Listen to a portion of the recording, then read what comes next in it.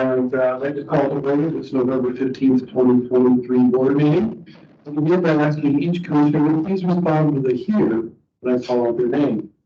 Commissioner Dolan? Here. Commissioner Levitt? Here. Commissioner Fisher? Here. And Commissioner Lysak? Here. Thank you, everybody. First item this evening for consideration is resolution 18-23. A resolution adopting a 2023 to 25 supplemental budget establishing three funds and adjusting appropriations in two existing funds. Begin with a staff report. Thank you, President Sanders and Commissioners. Tonight, I'd like to present the information. Some of it's going to be a little repetitive from the work session that we had prior to the month. So we'll go through the supplemental budget process and why we are proposing the supplemental budget at this time, what the resulting change to the flow of funds will be, and then the specifics of the proposed changes to each fund, which consists of three new funds and two existing. Just a reminder, the supplemental budget process is governed by Oregon Budget Law ORS 294-305 through 294-565. It does require a balanced budget, meaning our resources and requirements need to balance. And that if the funds expenditures change exceed 10% or a new appropriation category is created or a new fund is created, a public hearing is required and does require a specific public notification using a similar process that the original budget used. That notification was in the November 4th edition of the Oregonian. Just to provide a brief history of TBWD's debt, and which is the reason why we're bringing this proposed supplemental budget to you tonight, is the district hasn't had any debt on its balance sheet since 2005. So the last time we issued debt was in the 1990s, and we called those bonds in 2005. And then in June of 22. We actually had our first draw on the district's WIFIA loan, at which point we started recording debt and the usage of that debt for various projects. And then in May of 2023, the district closed on its Series 2023 revenue bonds, which occurred after the proposed budget was presented to the Budget Committee and approved. So the district's funding sources for capital is much more complex than it used to be. We now have multiple sources that are funding capital projects, including our WIFIA loan, the 2023 bonds, existing reserves, and system development charges. And then soon to be our 2024 revenue bonds, which was part of the 2025 adopted budget. The current flow of funds that was in the 23-25 biennial budget that was adopted by this board back in June has debt proceeds as the single fund where we receive all the funding from our 2023 bonds, our WIFIA loan, and then our anticipated 2024 bonds. And then those funds are then transferred to capital reserves, which are actually reimbursing expenditures in the capital improvement fund. The proposed flow of funds with the supplemental budget would create the three new funds that I mentioned. So the 2023 bond proceeds fund, system development charges, then eventually the 2024 revenue bond funds, and then it would rename the existing debt proceeds fund to the WIFIA proceeds fund. And then those would transfer from those funds either to reimburse the district for expenditures in the capital reserve fund or directly to pay for capital improvement projects in the CIP fund. So as I mentioned, this proposed budget does create three new funds, and so I'll go through the three new funds first, and then at the end I'll cover the specifics of the changes to the existing fund. The first new proposed fund is a system development charges fund, and this currently doesn't exist. So the supplemental budget proposes resources of $8.9 million or $8,906,000 and transfers out to the capital improvement fund in an equal amount. The 2023 revenue bond fund will have transfers in. So we have received this money. It came into the debt proceeds fund, so we'll be transferring it out to establish the new fund, along with any interest earnings that will be earned in that fund in the future. And then those proceeds will then be transferred out either to the capital improvement fund or the capital reserve fund, depending on what project they're being used for. And then lastly, with the new funds, the 2024 revenue bond fund, we have an anticipated debt issuance of $120 million. And those dollars would be then used to pay for capital improvements in the CIP fund. Changes to existing funds. So we have currently a capital reserve fund where STCs are received and then transferred for use in capital improvement projects. And so those changes, the system development charges are now moving to a new fund. Additionally, the WIFIA proceeds that were anticipated to run through this fund prior to the CIP, along with the 2023 revenue bonds, will no longer run through this fund. They will just go to the CIP fund directly. So these are the requirements. They'll be transferred out to the capital improvement fund. And then lastly, the debt proceeds fund will be renamed to the WIFIA proceeds fund. And the amount of revenue bonds and interest earnings that are anticipated to be received in this fund will now go to the 2023 or 2024 bond funds, and then transferred out to pay for capital improvements, reimbursements for reserves, et cetera.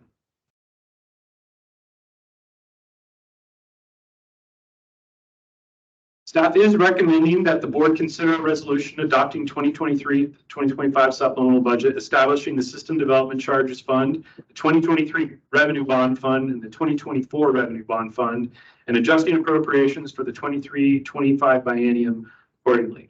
I'd be happy to answer any questions you have at this time.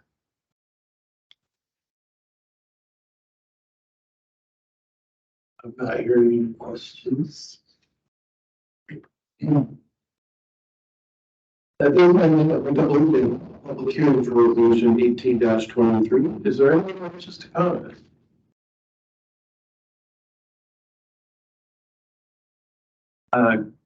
Mr. Paratoner, do you wish to comment, or are you here just to watch the meeting? Oh, I'm observing.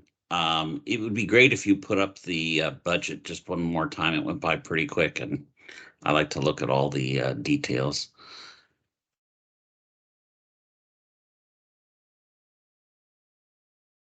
You will go back to the first fund here. So this is the new fund, which is the System Development Charges Fund. Nope, no issue with that one.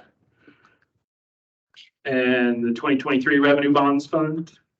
No issue there. 2024 Revenue Bonds Fund. That looks fine to me. Capital Reserve. We're going to break this into two different slides. So the first slide is just the resources. Okay.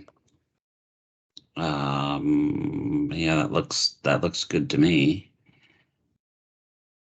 And the requirements.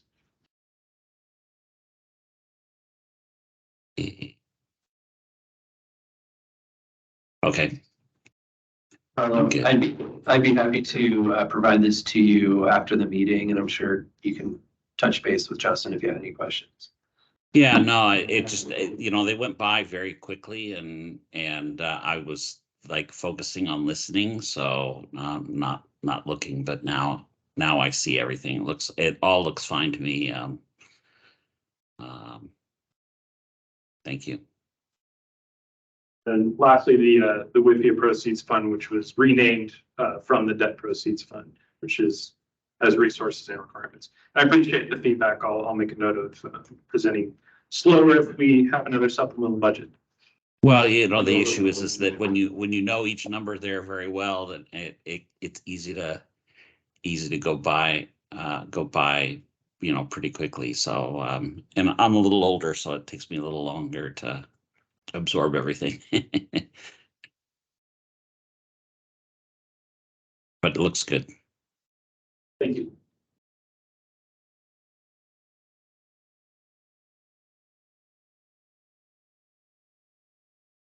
Thank you for your comments, Mr. Paratoner. If there are no other persons who would like to comment, I will now close the public hearing. And do I have a motion and a second to adopt resolution 18-23?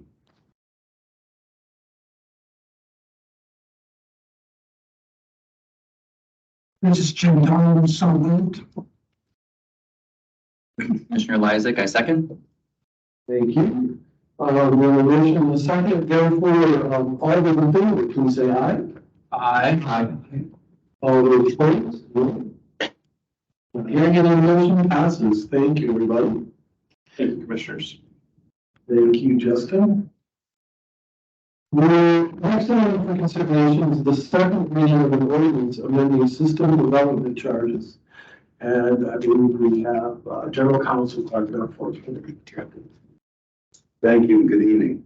So this is back for round two after you considered it at your October meeting. So what we're doing tonight is the final action, hopefully, in making changes to our system development charge ordinance in order to comply with a recently passed legislative bill that's designed to encourage affordable housing.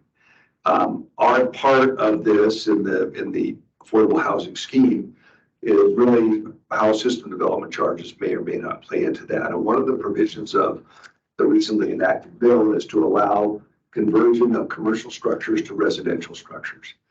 And so what the bill asks us to do and what we're doing is to essentially reaffirm what we've always done. And that is to have a formula to allow for the application and credit calculation and application of credits for existing system development charges when there are changes in the type of use. So what these ordinance amendments do is clarifies in our SDC ordinance that on conversion of commercial structures to residential structures, how the system development charges will be calculated and applied.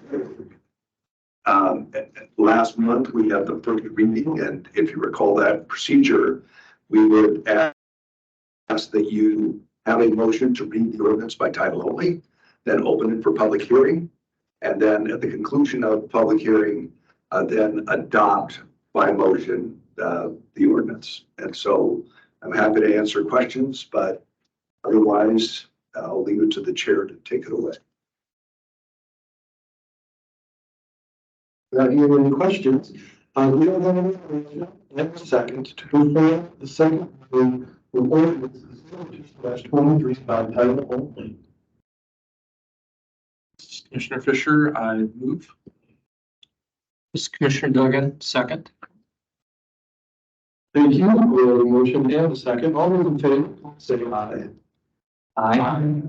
Opposed, nay. Not hearing any. Please record it, read the ordinance by title only. Certainly, before you, we have ordinance number 02-23, an ordinance amending ordinance 01-12 regarding system development charges. Thank you, sir. I will now open the public hearing for ordinance 02/23, ordinance amending ordinance ordinance 01-12 regarding system development charges. Is there anyone seen who wishes to comment?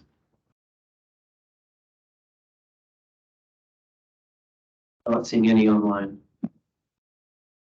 Fantastic. Then at this time, I will close the public hearing. And I will ask for a motion and a second to adopt ordinance 02-23.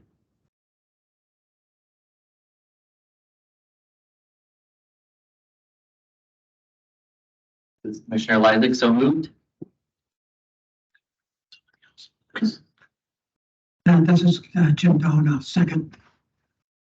There is a motion and a second. All those in favor, please say aye. Any opposed? Fantastic. The motion passes.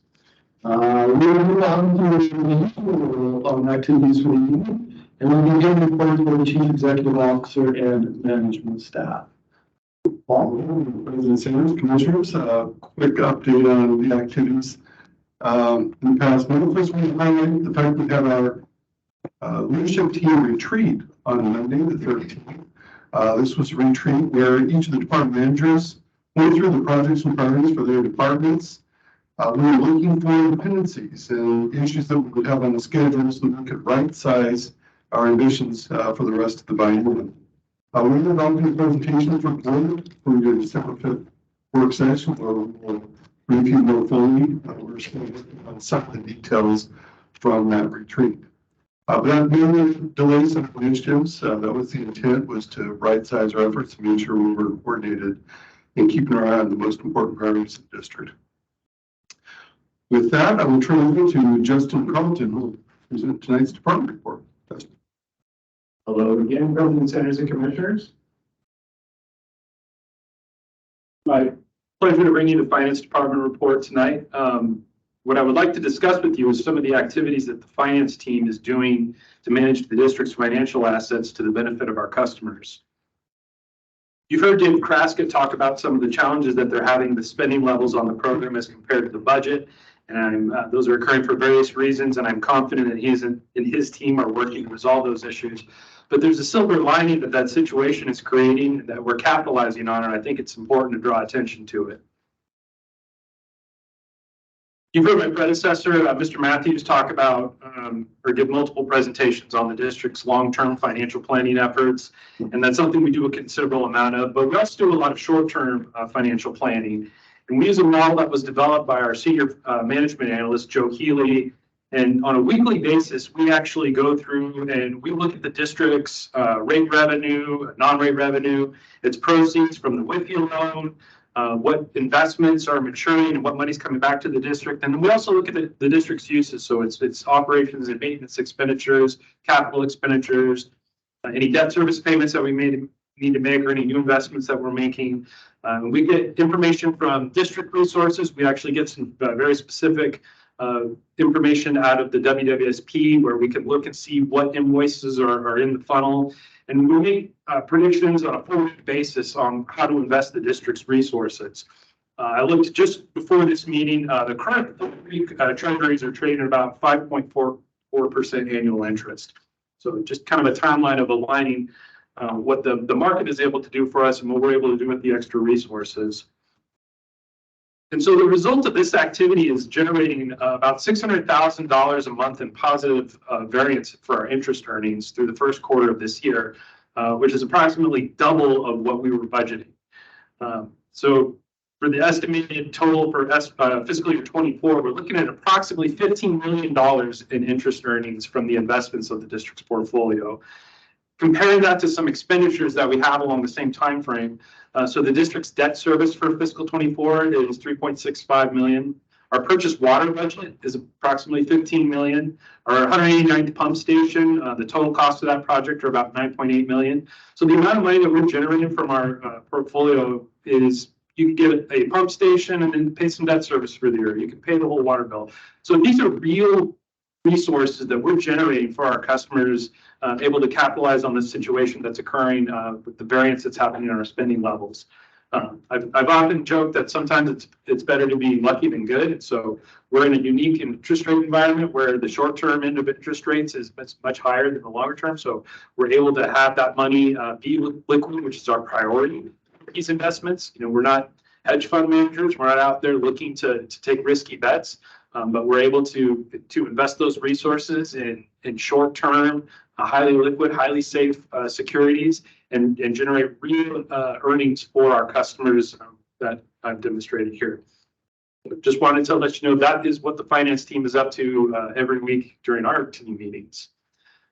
Bit of a non sequitur, but I've been asked to provide an update on how the team is also preparing for the WWSS. So I've, pardon the military analogy, but I've equated our team to the supply and logistics group that followed up the WWSP team that hit the beach first. So we were pretty early engaged in staffing up to be able to support the WWSP. We also did a lot of front-ended work in developing systems to track costs and generate invoices for our partners.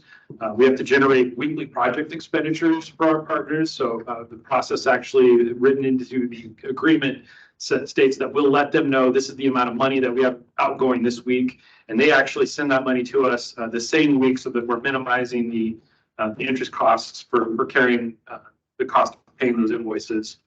And then we also have to invoice for monthly operating costs, which we're responsible for tracking and reporting on. We've implemented an indirect cost allocation plan model. So that was something we did very early on, is to be able to quantify what our overhead costs are and recover those costs appropriately for the activities that we're doing to support the various joint ventures, specifically the WWSS.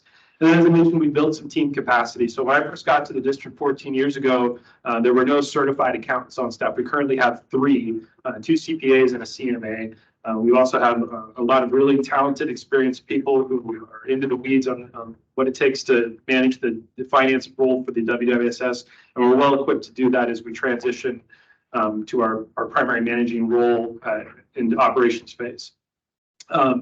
And then lastly, something that is ongoing right now is managing the Willamette Water Supply System and the Willamette Intake Facility Financial Procedures Project. So that's an ongoing project that still has some runway in front of it. We actually just had a meeting today with our partners. So we're working through the details on how we're going to equitably and fairly share costs amongst the partners. And that'll result in a recommendation for adoption to the WDS board at the completion of that project. So that is what we are up to in finance, and I'd be happy to answer any questions today.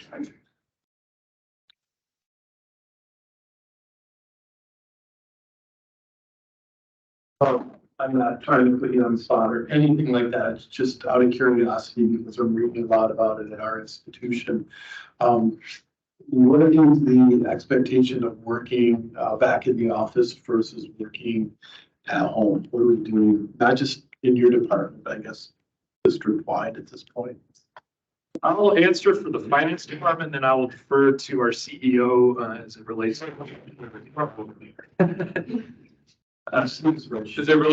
the district-wide stance. So the finance department has gone to a 2-day in-office policy. So our team is here Wednesdays and Thursdays. We have a regular team meeting on Wednesdays. Some of us come every day. Some of us like a bigger whiteboard than what our home office allows. So there are some of us that are more regulated than that. But generally speaking, that was the initial proposal that we laid out to the group, and that we would reevaluate it as time went on. I think other departments are managing that differently.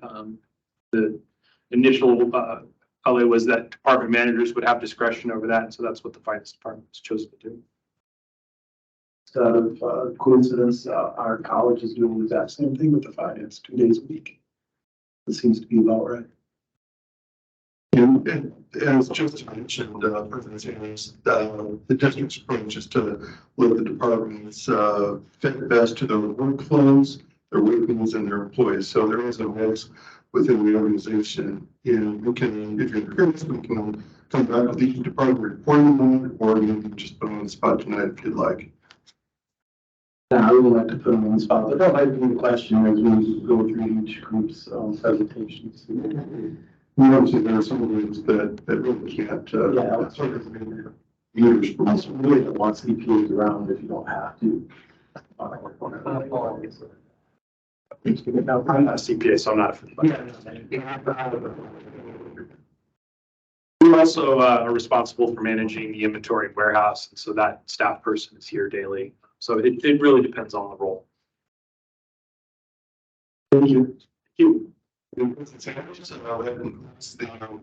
from the CEO and district staff. Okay, thank you, Paul. All right, the next item is the topics to be ordered by commissioners. I'm sorry, we skipped one. My bad. Reports and meetings attended. Commissioners now report on recent meetings attended, beginning with Commissioner Bell. There's tonight's regular meeting. There was the work session on the 7th, and I attended a dam failure analysis for the U.S. Corps of Engineers on the 3rd.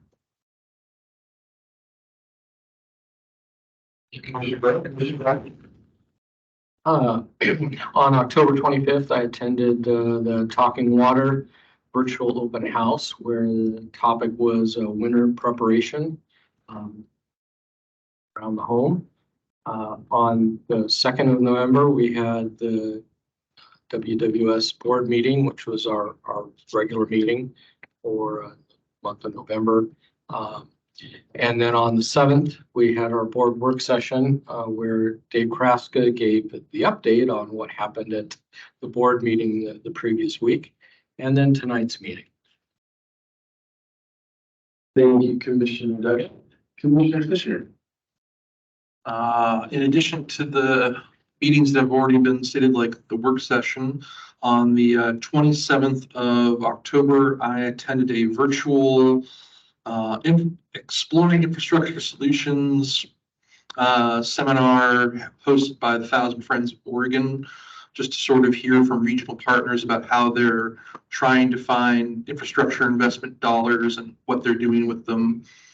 On the 9th, I attended a town hall. This is town hall month since legislative days have just concluded.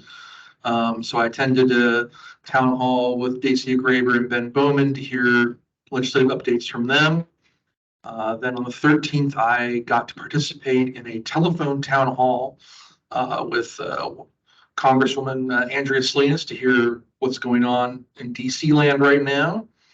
And then on the 14th, we had our board planning meeting.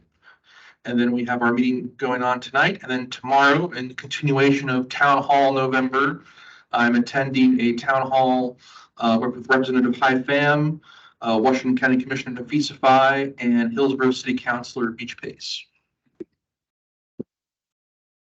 Thank you, Commissioner Fisher. Commissioner Lysick. The 3 meetings that I attended have all been addressed. So the Talking Water, our work session, and then tonight. Thank you. I completely dropped the ball and did nothing. Actually, didn't do anything next to it. I didn't turn on the sheet yet. So it sounds like almost everything that everybody said I participated in. Few other things, couple of meetings with our contractor, a couple of meetings with Paul. And then I think we did attend a meeting with North Plains as well. So I will document those, but I apologize. It's one of the few times that I'm actually busy during an academic year. I didn't say that out loud, did I? Okay, with that then, we move on to the next item, which is public comment. Public comment time is set aside. Jumped ahead again. Excuse me, but I have a topic to be raised. I understand, and I apologize for skipping that. I'd like the board to direct the district's human relations resource person and general counsel, to develop an employment agreement with Paul Matthews to serve as the district's CEO and bring to the board for approval at the December meeting. Right, thank you, Commissioner Dunn. So just to repeat, we're hoping to direct two management staff to develop an appointment with Paul Matthews to get the position of the district's CEO and no longer maintain interim status. Can we have a motion and a second for this? Commissioner Lysick, so moved.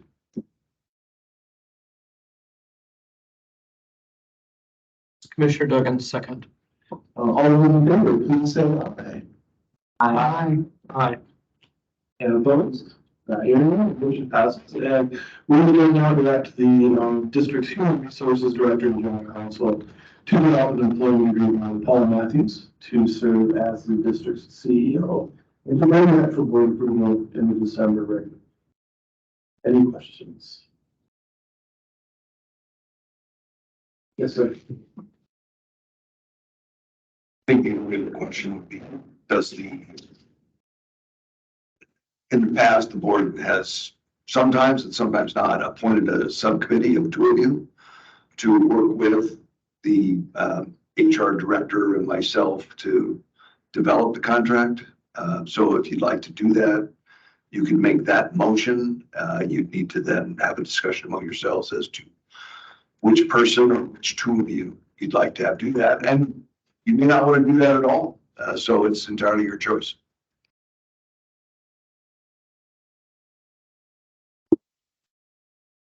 Well, unless somebody's dying to be on this commission, I would just as soon keep it moving the way it is.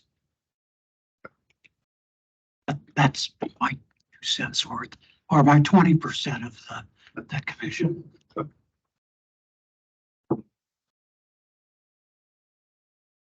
I tend to agree, Commissioner Duggan. I would say that,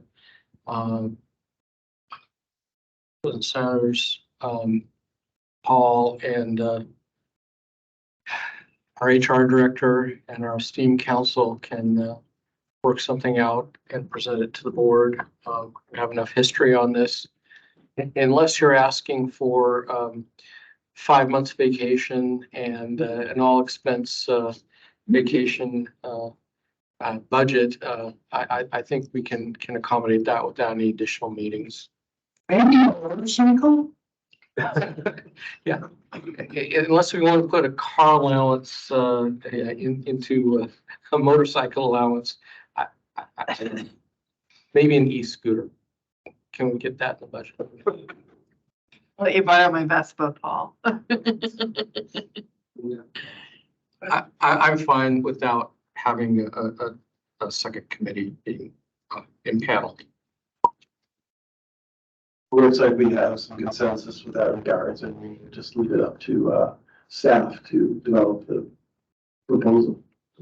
Thank you. All right, thank you. Okay. Moving on, we're going to go to public comment. Public comment time is set aside for persons needing to address the board on items on the consent agenda if that was not on the agenda. Additional public comment will be related on agenda items as they are presented. Do we have any persons this evening who would like to comment? I don't see any online. Fantastic, thank you. Since there are, we're on to item 2, which is our consent agenda.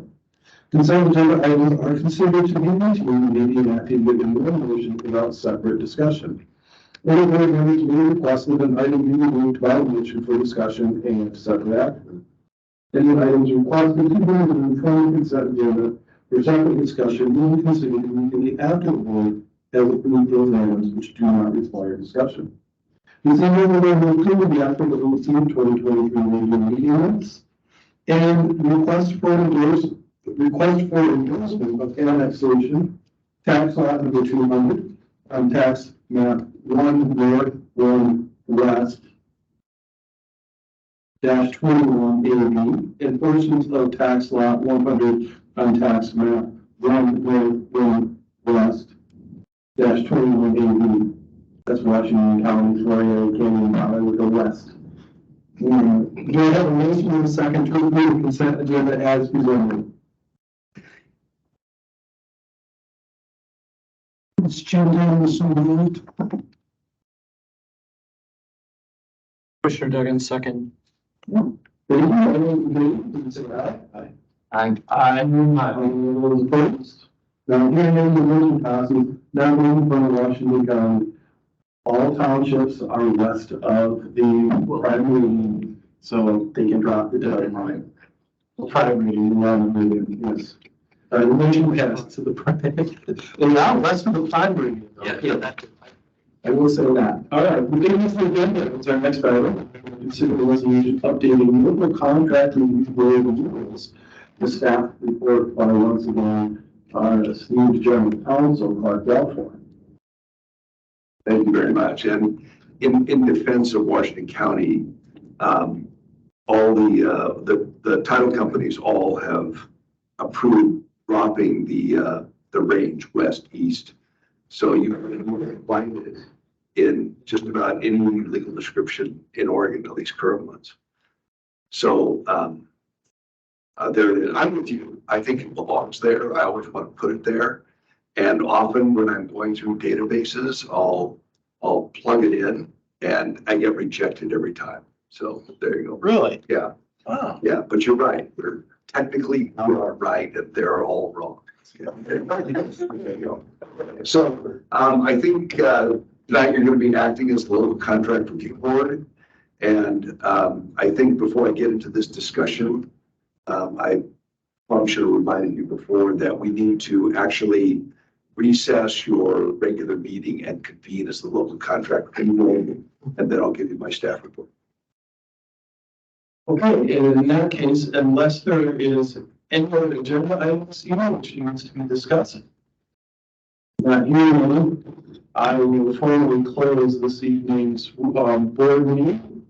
And then give me some guidance here, Sam, am I opening a special meeting? You would just convene as the local contract review board. Okay. Then we will begin a convening of the TWD local contractors review board. Yes, thank you. Presentation by Council Clark Bell.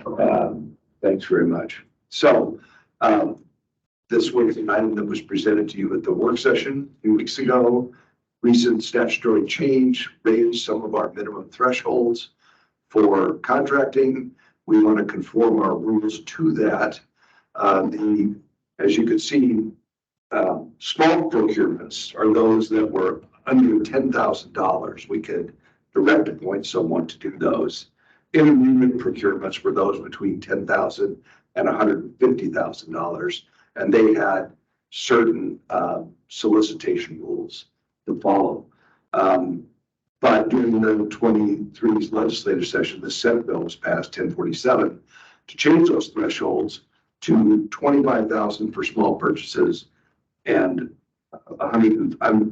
That should be 250,000 intermediate purchases. I'm sorry, that's a typo on my part. So the resolution that you have before you as the local contract review board would go through and make those amendments. And upon passage, they would be effective, and then we would be in conformance with state law. So we'd ask that you adopt the resolution, and or if they comment, I think you should do that too. If there's somebody here who would like to do that, and then we'll be square with the law. Thank you, Clark. Again, we'll begin with, is there anyone who would like to comment with regards to the local contractor review board changes?